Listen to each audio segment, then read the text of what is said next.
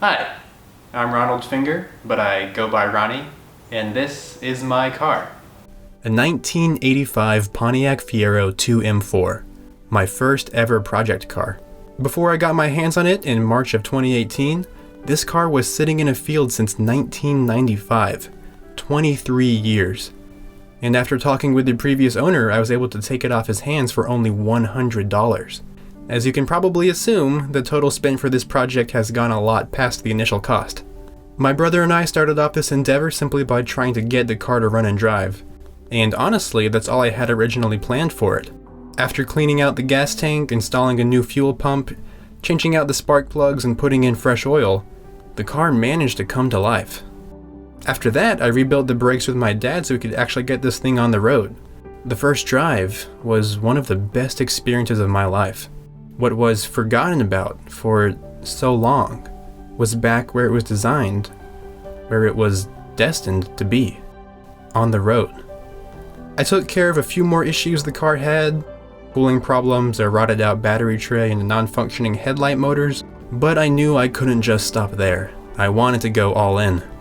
Starting with the interior, which was a mold-infested trash pile, I got everything completely stripped and removed all of the infestations. While I was there, I also rebuilt the steering column to fix a seriously bad wobble. New carpets made the car look brand new, but what made it look like $1 million was the new upholstery for the seats. It was finally starting to look like something worth having. Next, I wanted to tackle an engine service, and I figured the best thing to do was just yoink the entire thing out of the car and completely rebuild it. Okay, so I didn't completely rebuild it, I completely resealed it. I didn't touch the bearings or pistons, but literally every other part received the works. With the new clutch bolted up to the freshly machined flywheel, the whole thing was mated to the also resealed transmission, but not before fully restoring the subframe. And after that, all new ancillaries were installed onto the engine. The original exhaust was toast, and the replacement one that I got was garbage, so I had to do a little bit of fab work to get everything fitting right. But before the drivetrain went into the car, I did a complete rework of the engine bay, cleaning out all of the old insulation, blasting and painting the heat shields, installing new thermal insulation, and replacing ground straps. Now with the engine back in the car, and all new fluids added, I gave the key a turn. The engine ran like crap, so I thought it'd be best to ignore that and fully restore the rear suspension. All of the metal components were blasted and painted, new bushings and ball joints were installed, and I rebuilt the strut assemblies. The car could finally get back on the ground now, but it was still running like poo-poo. There was a lot of troubleshooting done, and it turned out to be a dirty gas tank that was causing the problems. Rust was clogging the filter. So after replacing that and installing a clean used one, the car was finally back on the road.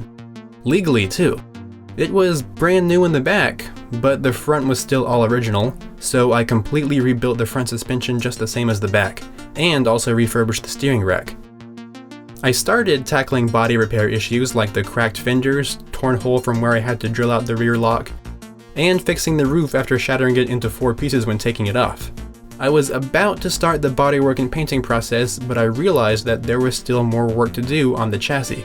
That was taking care of the last bit of rust, rebuilding the window regulators, refurbishing the door lock mechanism, and doing a complete R134A conversion for the AC system. I have restored every mechanical component of this car, leaving it just how it was when it rolled off the assembly line, if not better in some parts.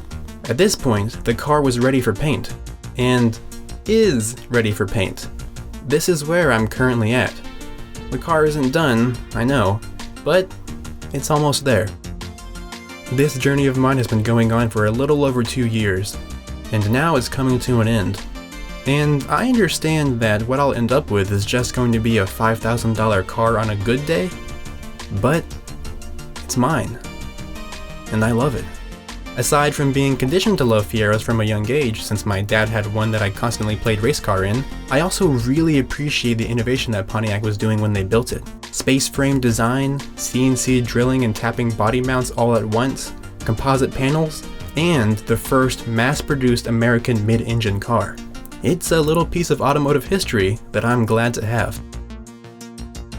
Thank you so very much for listening to my story and for considering me for the International Quarantine Car Show. Hopefully when this competition is over, I'll have the body panels painted and back on the car. Hopefully. And again, thank you very much.